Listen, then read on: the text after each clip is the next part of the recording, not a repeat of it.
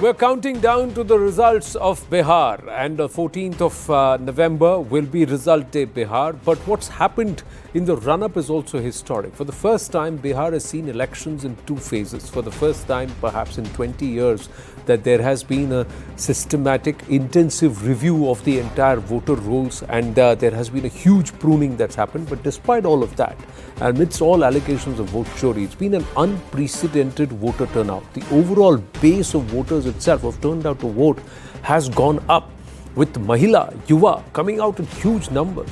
What does this mean? And especially around when there are a lot of projections which say that the incumbent may just come back stronger just because of the kind of people and the way people have come out and voted in Bihar. Let's just go across and understand the mind of the voter in Bihar and what these trends actually can be and how they can be inferred with someone who's a seasoned psephologist who's put out numbers in the past, but he's analyzing the polls this time around and also the developments in Bihar. Yashwant Deshmukh is with us. Yashwant ji, namaste. Namaste. Namaste, how are you doing? Very good. Aap kaise hain? Now tell me, sir, usually there are outliers and there are people who will have different projections, but if you just go by the pure election data, election commission data, are you impressed with the voter turnout in Bihar? Absolutely. This is unprecedented in every possible way. And please do not get confused with the lower denominator and what was the 5 years back and the purging of SIR and the percentage is not the new story. This is all, kind of whataboutery. I think what females of Bihar have achieved this time is unprecedented in every possible way. Forget the percentage and everything. The sheer fact that 4 lakh more women have voted than males. That itself has turned the equation upside down. No matter who wins, I'm not going into that. That kind of prediction thing is something which... but the Bihar election has reset the tone, and I'm saying this with all seriousness, that the MY factor that defined the Bihar elections for long in terms of Muslim and Yadav, that has gone for a toss. The new MY is Mahila and Yuva. That's what it is all about. And if Tejasvi Yadav manages to win this election, there are only 3 outcomes, right? Number 1, Tejasvi Yadav wins.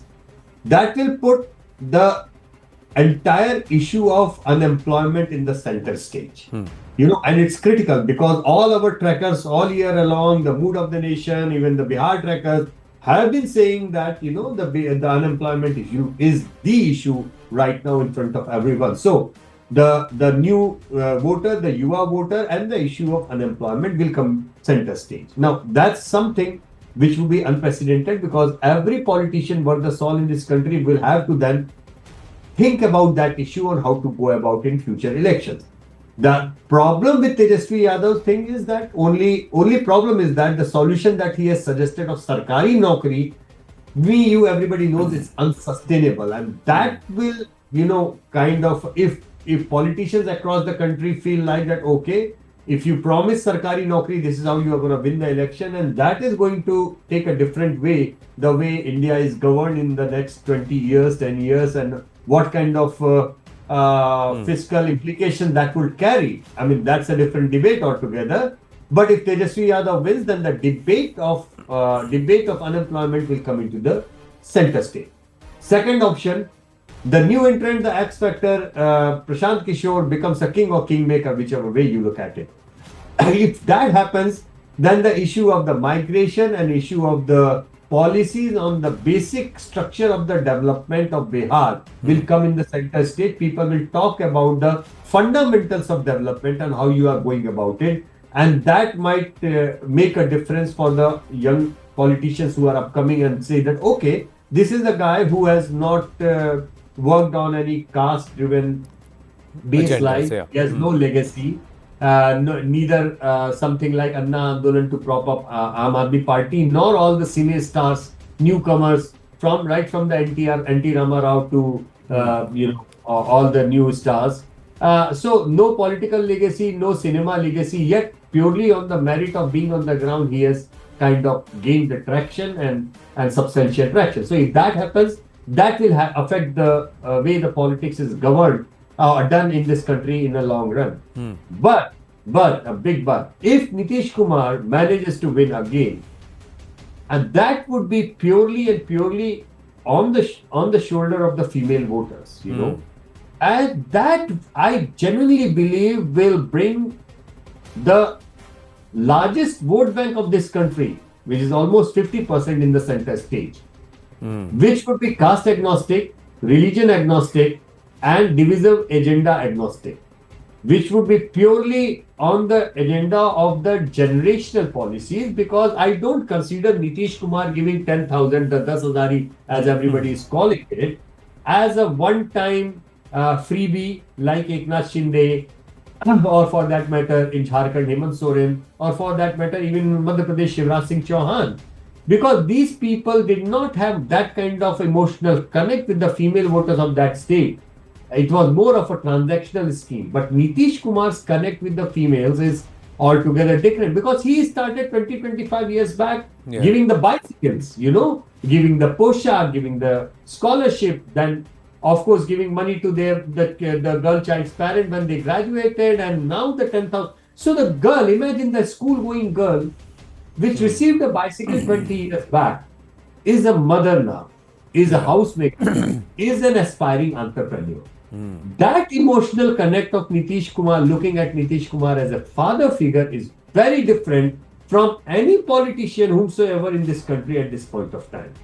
But so be very careful. There is one Yuva vote. If that turnout is of Yuva and change maker, then you are looking at a different story. Issue on unemployment getting into center stage. Who deals with unemployment in which way? That's another story. Sustainable, unsustainable, we don't know. But if Nitish Kumar wins, then you are likely to see a big chunk of futuristic politicians who would like to invest in generational policies and reap the benefits over next 15, 20 years to come. correct. But in this case, you're confident that within the NDA, the JDU will do much better than 2020. And if that happens, automatically the JDU and the NDA strike rate should improve.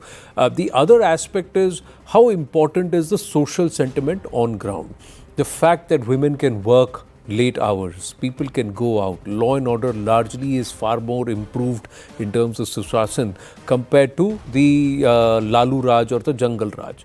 But interestingly, to counter that or counterbalance that, more than 45% of this current voter base has not seen Jungle Raj or anything beyond Nitish Raj. It's either always been Nitish who's been the thing. So if the pollsters also, you were to look at the projections of various pollsters, Yashwantji, most of them have given a clean, comfortable win to the NDA. Nobody is given, there's no outlier who's saying the MGB will clear the halfway mark. Nobody is saying that. Nor is anybody saying that Jansuraj will have enough numbers to play kingmaker in a particular scenario. That means this seems to be the incumbent coming back perhaps a little more stronger than 2020. Nitish Kumar's equation, yes. I mean, what I'm not very sure, because I have generally seen only the seat share projections which mean nothing actually, unless they are giving actually vote share projection. And I would love to see what vote projections, the male-female projections are there for the voting intent, and also among the age groups. If the 18 to 30 years of age is having a different kind of thing, and within that age group also, if there is any gender variation. What I feel for sure is that throughout our trackers and everything before this election, and as we are doing the post poll, which we'll be releasing on 14 once the election is out, because that's an academic thing to explain the mandate. That's what we are going to do. Right. But two things which are very clear, that this election is about breaking the stereotypes of Bihar. You know, we have statistical example of upper caste youth saying that they will vote for Tejasvi or Prashant Kishore on the issue of migration and the unemployment. You know, and as you just said that the big chunk of the youth who was not even born when Jungle Raj memory was there. So obviously that is an important aspect. So that stereotype is going to be broken. A lot of caste agnostic youth are going to vote on the issue of migration and issue of unemployment. That is going to be broken. Second thing, similarly, on the other side, females even from the conservative backdrop of Yadav and Muslim families not 100% are going to vote for them. There is going to be a chunk, there is going to be breakaway faction, and definitely all across the Bihar, there would be female voters who will be voting absolutely unlike their male counterparts or their family, purely on the issue of what they are getting from Nitish Kumar. So that goodwill is for Nitish Kumar, no doubt about that. So these two vote banks are going to break the stereotype, break the equations, and it is not going to be the same again. Anybody who tries to overanalyze now Bihar purely from the caste and religious arithmetic, I think they need to take a break. They need to look into these new equations which are emerging, which are bound to be replicated by the other states, by the way. Bound to be replicated.